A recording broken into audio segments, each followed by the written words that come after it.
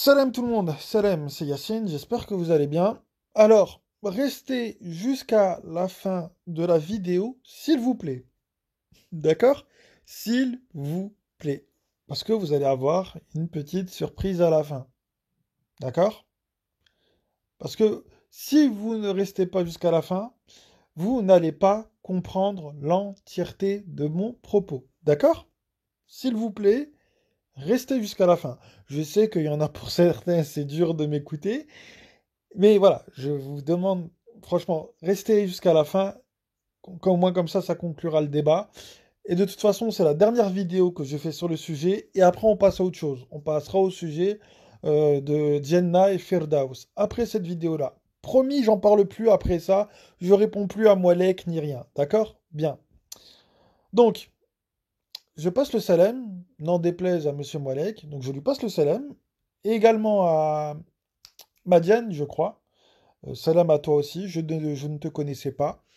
Donc salam à toi, voilà, mes respects, voilà, parce que moi je respecte les dames. Donc voilà. Donc, monsieur Ahmed Moalek énonce dans sa vidéo ce verset-ci, je crois, le 5,82. Alors il faut savoir que la traduction du 5,82, elle est complètement bidon. Mais vraiment bidon. On voit clairement à travers le 5,82 que à travers les traductions, on essaie vraiment d'influencer notre compréhension. Et nous allons le voir aussi dans d'autres versets.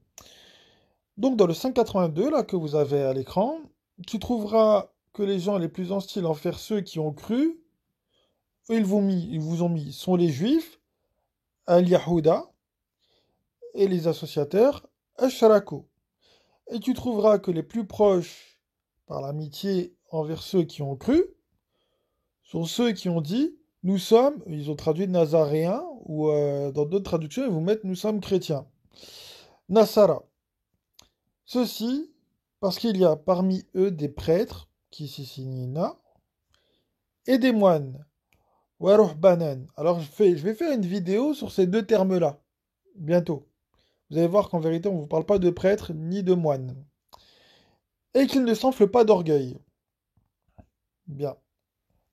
Problème. Nous avons deux problèmes.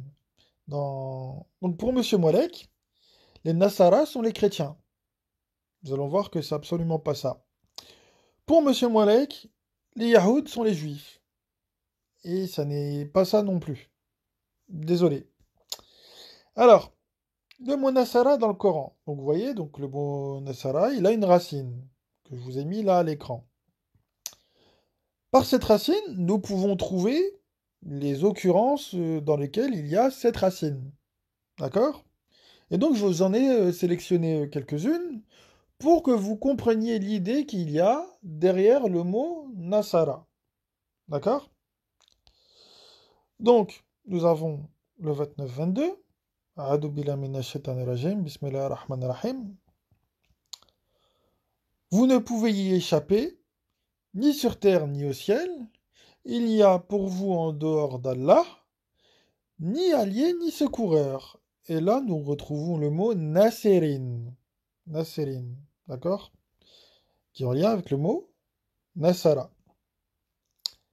Ne sais-tu pas qu'à Dieu appartient le royaume des cieux et de la terre, et qu'en dehors de Dieu, vous n'avez ni allié ni secoureur. Encore une fois, ici, nous retrouvons le mot Nasirin. Al-Yahoudou, donc je dis bien Al-Yahoudou parce que le mot Yahoud, nous allons voir, n'a rien à voir avec les juifs. Enfin, rien à voir. En tout cas, il ne désigne pas les juifs. Les juifs sont des Yahoud par ce qu'ils font, mais le mot en lui-même ne désigne pas les juifs. Al-Yahoudou et Al-Nasara ne seront jamais satisfaits de toi tant que tu ne suivras pas leur doctrine. Dis, la guidance de Dieu est la guidance. Si tu suis leur désir, après que tu as reçu de science, après ce que tu as reçu de science, tu n'auras contre Dieu ni allié, ni secoureur. Et là, nous avons encore le mot Nasserin. Bien, nous continuons. Aïssa en 3,52. Nous avons sa parole en 3,52. À Sourate 3, le verset 52, on nous dit Puis quand Jésus ressentit de la dénégation de leur part, donc de la part des apôtres là, qui étaient issus des bannis Israël, il dit, qui sont mes assistants, mes ansari envers Dieu. Les hawariyin, donc les apôtres, dirent, nous sommes les assistants, ansaru de Dieu. Nous avons cru en Dieu, et sois témoin que nous sommes soumis. Alors, là encore une fois, nous avons Ansari, Ansaru, qui a exactement la même racine que le mot Nasara. Est-ce que vous voyez, franchement, est-ce que vous voyez les apôtres, on va les appeler comme ça, pour aller plus vite, pour pas se casser la tête, dire à Aïssa, nous sommes chrétiens. Ou alors Aïssa dire, qui sont mes Nazaréens? Hmm. Non, Aïssa, il a cherché des alliés, des soutiens, des gens qui vont l'épauler. D'accord? Donc, la racine du mot Nasara renvoie à cette idée-là. D'ailleurs, nous l'avons vu tout à l'heure avec le fait que Allah est le meilleur des Nasarines. Parce que si cette racine-là renvoie à la chrétienté, ça voudrait dire qu'Allah il serait chrétien, dans la vision de Monsieur Moalek. D'accord? Donc, cette racine-là renvoie à l'idée d'épauler, d'aider, de soutenir. D'accord? Bien. Donc, les Nasara, ce sont ceux qui soutiennent, qui suivent, voilà, qui soutiennent, qui suivent. Maintenant, nous allons voir, donc voilà. Non, pas tout de suite pour le mot Yahoud. Donc, si la racine est en lien avec la chrétienté, alors Allah est chrétien d'après les traducteurs et M. Molek. Ça, je viens de le dire. Dans le 352, Issa cherche des assistants ou des soutiens, en tout cas des gens qui le suivent. Il ne cherche pas des chrétiens, je viens de l'expliquer. Et dans le mot Nasara ne signifie pas des gens faisant partie de la religion chrétienne, mais plutôt des gens qui seraient des suiveurs ou des assistants, ou des gens qui soutiennent des mauvaises choses. Vous allez voir pourquoi je vous dis ça, d'accord? Vous allez voir à la fin. Maintenant, le mot Yahoud. Le mot Yahoud dans ce verset. Donc je vous ai mis sa racine, d'accord? Là, je vous ai mis là la racine du mot Yahoud. Et cette racine renvoie à quelques versets. Par exemple, là, nous avons dans la sourate Al-Fatiha, au 6e verset, guide-nous, ahdina, d'accord? Dans le bon chemin. Par exemple, encore à la sourate 2, le verset 2, Bakara, au verset 2. C'est le livre qui ne referme aucun doute. Une guidance, Hudan, pour ceux qui se prémunissent. Sourate 2, verset 5 maintenant. Ceux-là sont sur la guidance. Encore une fois, nous avons Hudan, de leur Seigneur. Ceux-là sont ceux qui réussissent. On continue. Le 415 maintenant. Quiconque s'oppose au messager après que la guidance, Al-Huda, lui soit clairement apparue, et suit un chemin autre que celui des croyants, nous le détournerons vers ce vers quoi il s'est détourné, et ils brûleront en enfer. Quelle mauvaise destination! Donc on peut dire que cette racine est liée à l'idée de la guider.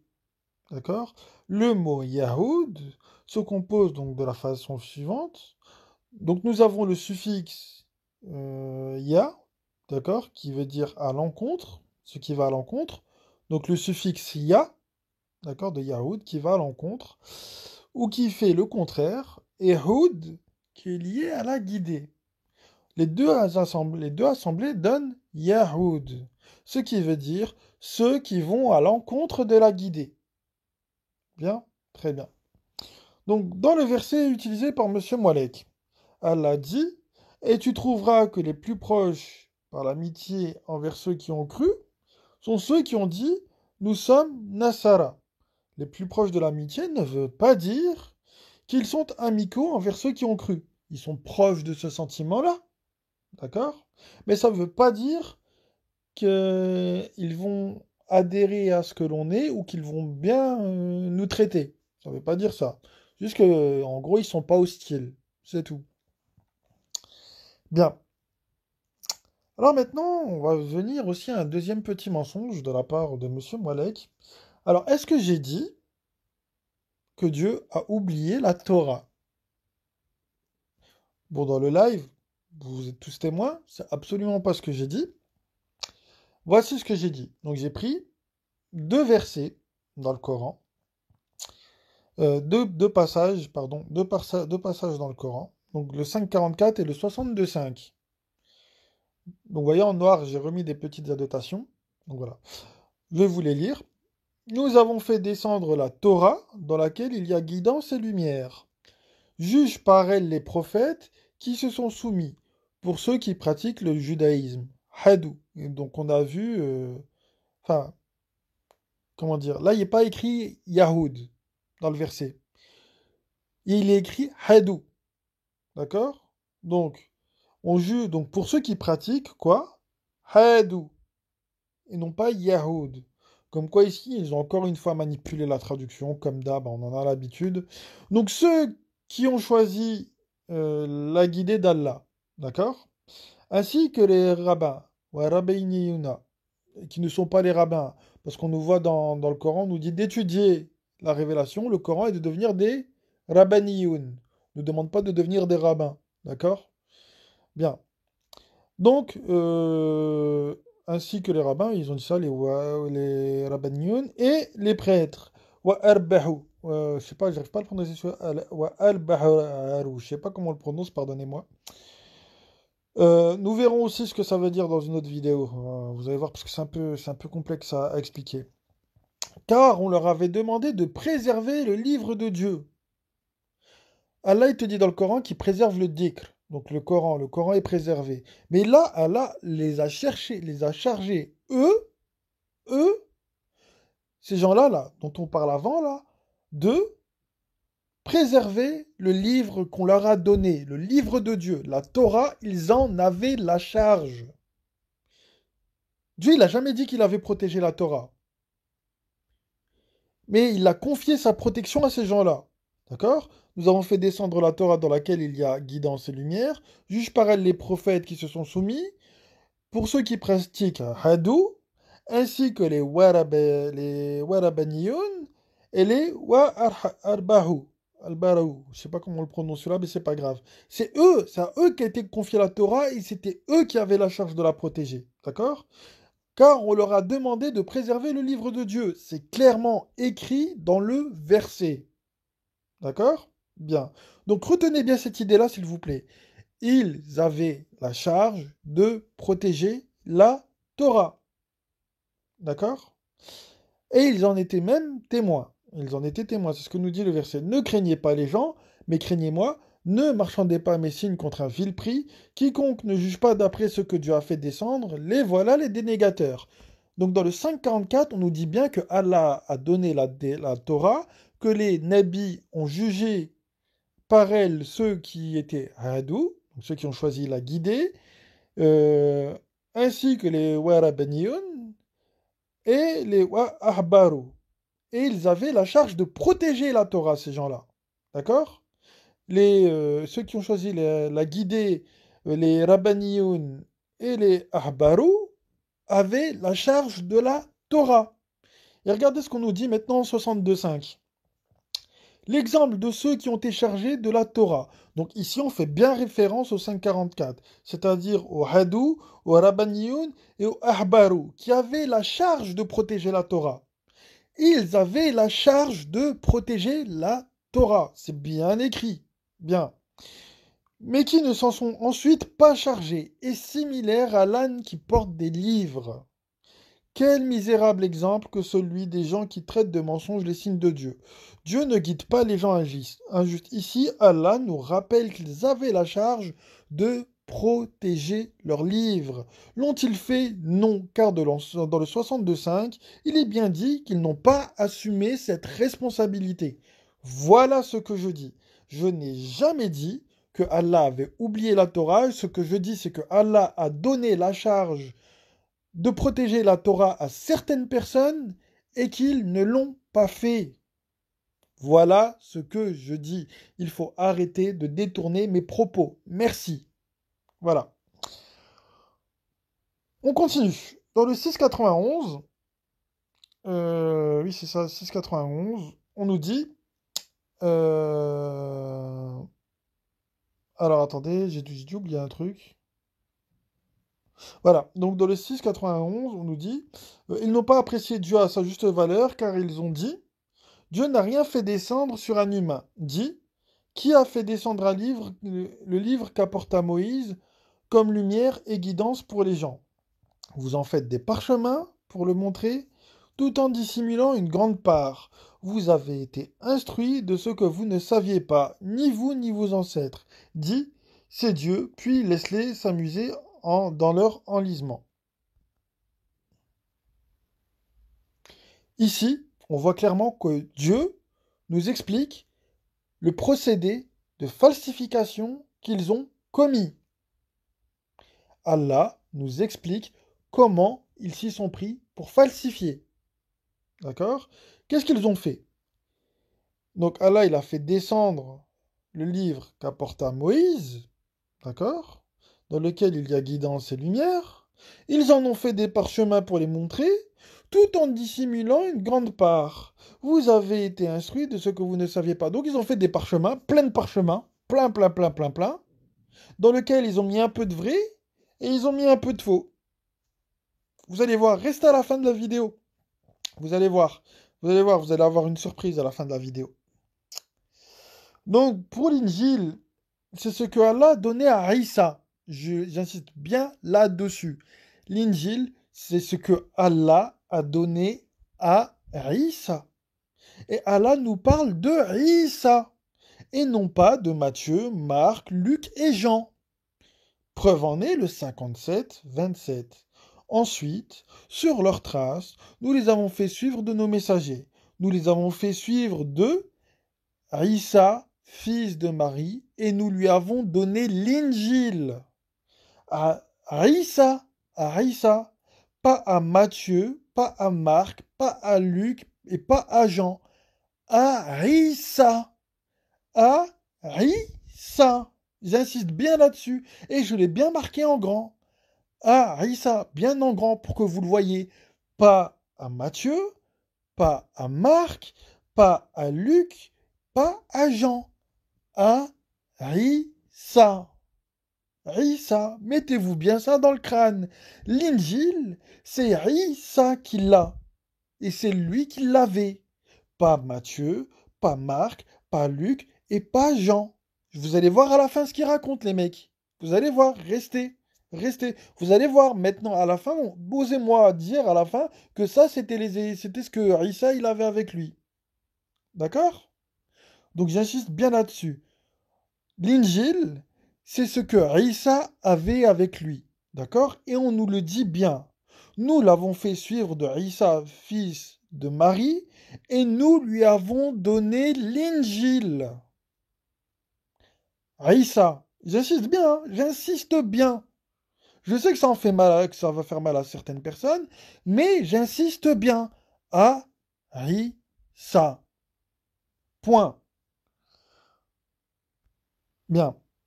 Maintenant, pour Madame Madiane, qui s'est adressée à moi dans la vidéo, et à qui je repasse le salam, mes hommages, Madame.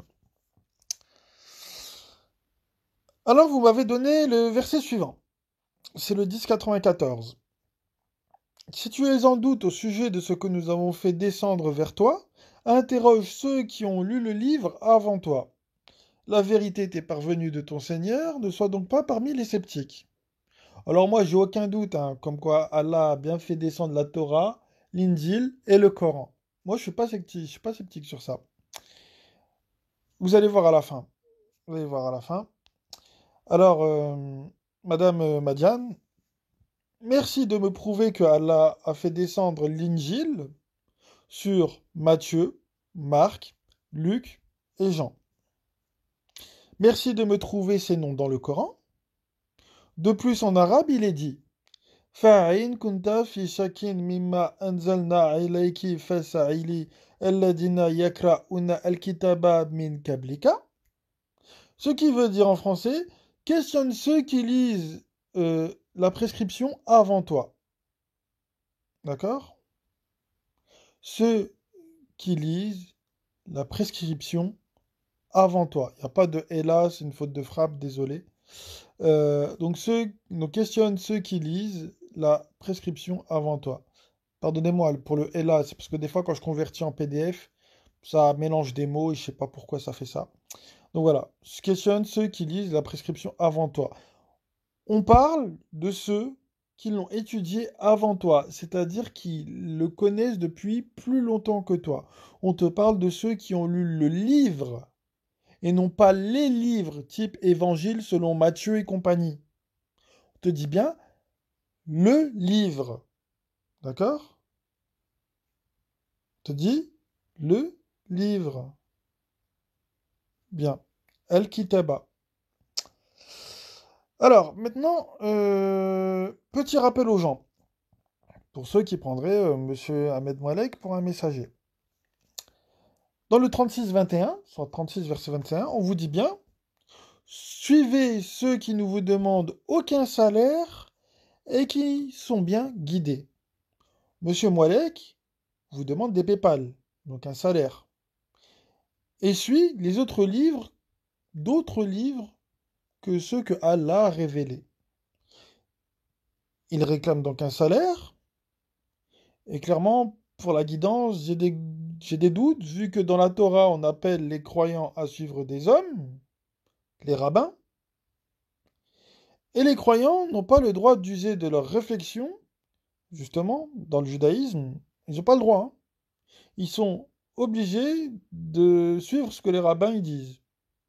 Parce que dans la Torah, il y a un verset, c'est un mec avec qui on débat sur Discord, qui s'appelle Larry, qui est juif, et il nous avait lu la Torah un jour, et dans la Torah, on trouve suivez les rabbins, et ne les contredisez pas. Donc tu n'as pas le droit de contredire des hommes. Voilà. Dans la Torah, tu n'as pas le droit de contredire les rabbins. C'est comme si nous, on n'avait pas le droit de contredire les imams, et Allah nous disait, suivez les rabbins et ne le contredisez pas. Oui, en plus, je crois dans le verset, je crois de mémoire, il est dit que la parole des rabbins est la même que celle de Dieu. Un truc comme ça, de mémoire. Donc, non. Non, merci. Euh, donc, les croyants n'ont pas le droit d'user de leur réflexion. Ils n'ont pas le droit de réfléchir. C'est comme ça et pas autrement. Et en plus de ça, ils ont 366 commandements, je crois. En plus de ceux de Dieu, tout, enfin bref, c'est du pur, de la pure association. Et dans les évangiles, qui ne sont pas l'Injil, selon Matthieu, Marc, etc., on appelle les gens au shirk. J'ai envie de vous dire, ne réfléchissez-vous donc pas, comme vous dit le Coran. Alors, dans l'évangile de Marc, donc de Saint Marc, en plus on les appelle saints les mecs, hein. Donc dans l'évangile de Saint Marc, voici le tout premier verset de cet évangile. Entre guillemets, évangile. Hein. Évangile, je vous jure, j'ai envie de vomir à chaque fois que je dis évangile de Marc. Donc voici le tout premier verset de l'évangile de Marc. Commencement de l'évangile de Jésus-Christ, Fils de Dieu. Commencement de l'évangile, Fils de Dieu. Fils de Dieu. Fils de Dieu. Et vous allez me dire que ça, c'est l'injil donné à Issa. Le truc, il commence comme ça. L'évangile de Marc. Commencement de l'évangile de Jésus-Christ, Fils de Dieu.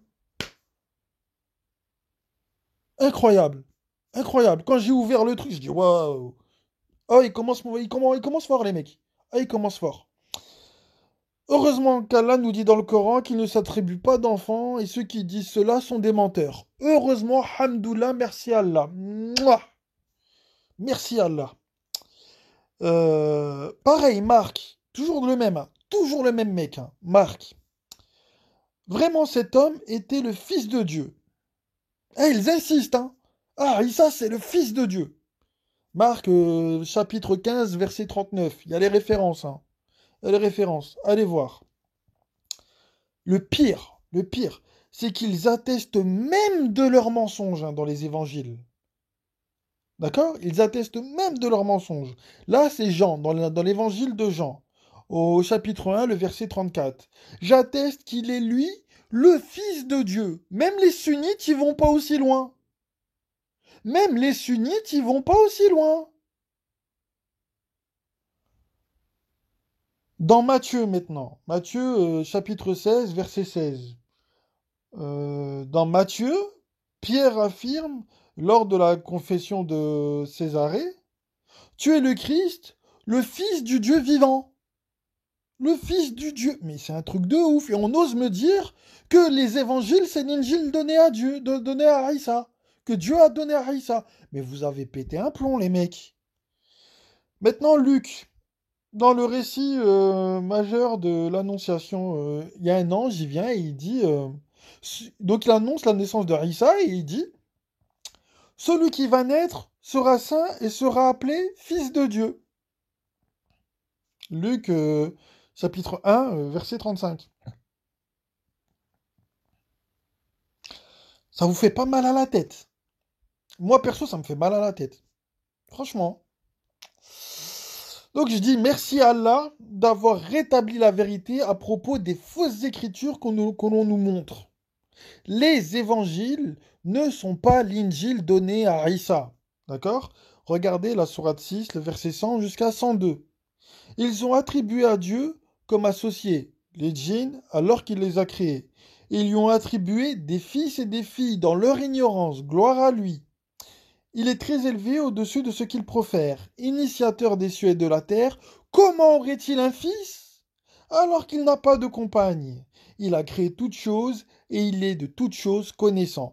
Tel est Dieu, votre Seigneur. Il n'y a de divinité que lui, créateur de toutes choses. Adorez-le donc, il est de toutes choses garant. Je vous remontre les passages des évangiles que M. Ahmed Moualek défend. Que M. Ahmed Moualek défend. M. Ahmed Moualek défend des écrits où on dit que Isa est le fils de Dieu, mais Allah dans le Coran, il te dit le contraire. Non, non, moi j'ai pas de fils. Ceux qui te racontent ces trucs-là, ils mentent. Et lui, il vient vous dire que les évangiles sont l'évangile donné à Isa. Incroyable, hein. Incroyable. Mais incroyable.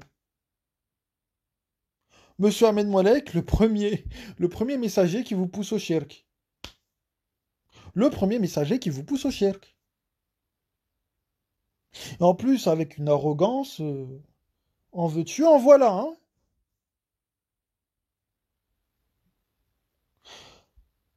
Ces trucs-là, là, même Bukhari et Muslim, ils n'ont pas osé.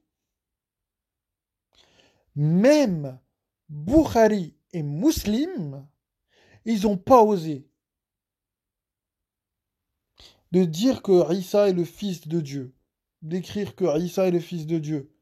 Même Bukhari et Muslim, ils n'ont pas osé. Et donc, tous les gens là qui rejettent les hadiths comme moi, si vous êtes cohérent, ça aussi vous le rejetez. Les évangiles de Paul, Luc, Matthieu, Marc et je sais pas qui d'autre.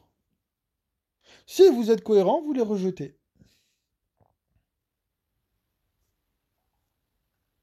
Vous les rejetez. Parce que si vous les rejetez pas et que vous me dites que ça, c'est l'injil de Isa, ça veut dire que vous validez le fait que Isa est le fils de Dieu. Clairement. Si vous me dites que ça, c'est l'injil de Isa et qu'il faut le suivre, bah dans ces cas-là, vous êtes d'accord pour dire que Isa est le fils de Dieu. Voilà, tout simplement. C'est clair, net et précis, hein. Je pense que là, on peut arrêter, hein. On peut arrêter de jouer au ping-pong. N'est-ce pas, monsieur Monek? N'est-ce pas? N'est-ce pas? Peut-être que vous les avez pas lus, les évangiles. Peut-être que vous ne les avez pas lus. Mais moi, j'ai fait mes petites recherches. Voilà. Donc, faites la shahada, là, que... faites la même shahada que Jean. Allez-y, hein. Attestez que Isa est le fils de Dieu. Dites-le. Dites-le, dites-le. Allez-y, faites-la. Faites cette shahada-là, maintenant, monsieur Moalek. Faites-la. Faites-la.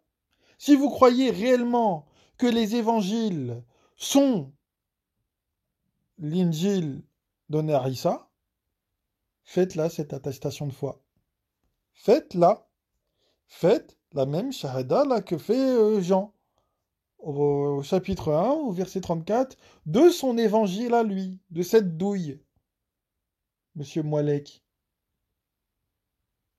Allez-y. Voilà. Sur ce, moi je vous passe le salam et je vous dis à une prochaine. Salam.